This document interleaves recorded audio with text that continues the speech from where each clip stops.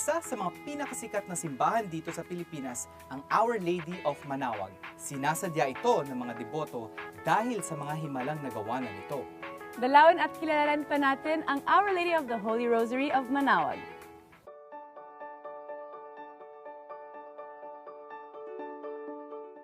Ang parokya ng Manaoag ay tinuturing na itinatag matagal ng panahon noong 1610. At mula noon, ang mga paring Dominico ay naglilingkod sa lugar na ito ng walang patid.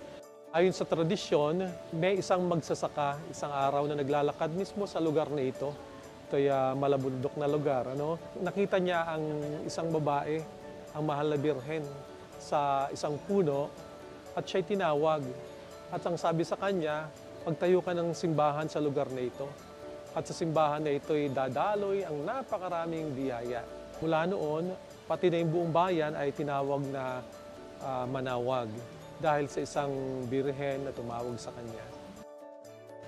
Napakaraming milagro na ang mga tao mismo sinusulat sa amin, nagpapatotoo kung ano yung kailang mga naranasan dito sa Manaoag noong unang panahon na tungkol sa pagliligtas sa kanila, sa sunog, sa mga locust. Pero sa makabagong panahon, ang mga tao pupunta rito tungkol sa kanilang karamdaman ang dinadaing sa Our Lady of Manaoag.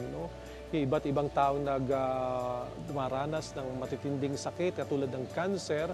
Kamakailan lamang merong sulat na dumating galing sa Amerika. Noong 2013, siya ay nagdasal sa Our Lady of Manaoag, mapagaling siya sa kanyang breast cancer. At ngayon ay sumulat, nagpatotoo, wala na siyang sakit.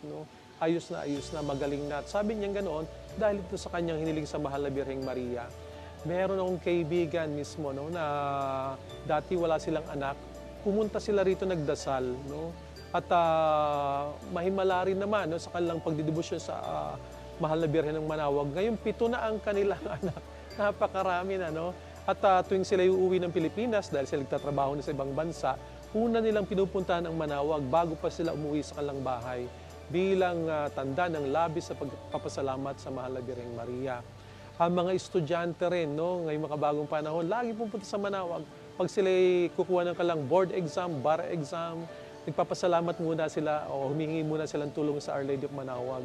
At pagkatapos yung mga nakapasa, bumabalik at sila yung nagpapasalamat dahil sa kanilang biyayang natanggap. Pati yung mga taong gusto magkaroon ng trabaho, dala-dala na yung kanilang mga passport, tinataas sila sa simbahan, humihingi ng tulong.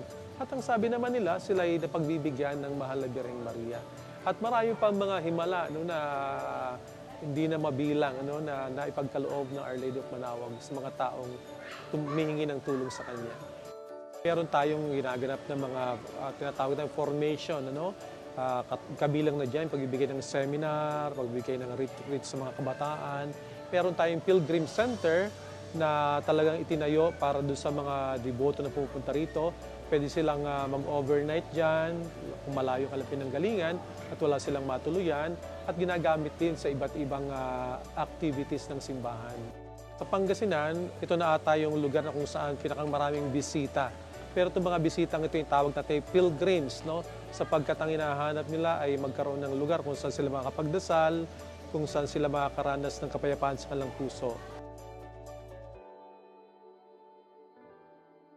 Napakaaga ng misa dito sa Manaoag. Alas 5 ng umaga, nagsisimula na magmisa at oras-oras hanggang sa alas 12 ng tanghali. Matatapos ng alas 12 ng tanghali. At kung linggo, magsisimula uli ng alas 3 ng hapon, alas 4 at alas 5.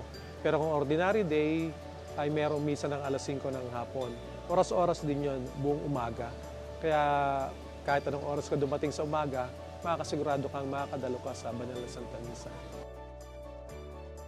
Kami talaga naman na nakikipag-ugnayan ng lubusan sa local government sapagkat sa dami ng bisita, hindi namin kaya i-accommodate lahat dito. Ang mismong local government nag-iisip ng paraan kung saan halimbawa ang mapapagaang pagdaloy ng traffic at kung saan pwede sila mag-parking sapagkat yung parking namin napupuno, sobra-sobra. Sa peace and order, nakipagtulungan din kami sa ating kapulisan para isaayos ang pangangailangan ng mga pilgrims. Malugod po namin inaanyayahan ang aming mga kapatid sa pananampalataya At ganoon din po lahat ng mga kaibigan namin na bisitahin po ninyo ang Minor Basilica of Our Lady of Manaoag, kung saan maaari po tayong makapagdasal sa ating Panginoong Diyos sa ilalim ng patnubay ng Mahal na Birhen at maranasan po ninyo ang iba't ibang pangako ng nararanasan din ng mga tao na nakapunta na rito, katulad po ng paglakas ng kanilang pananampalataya, pagkakaroon po ng buhay na pananampalataya at pag-asa.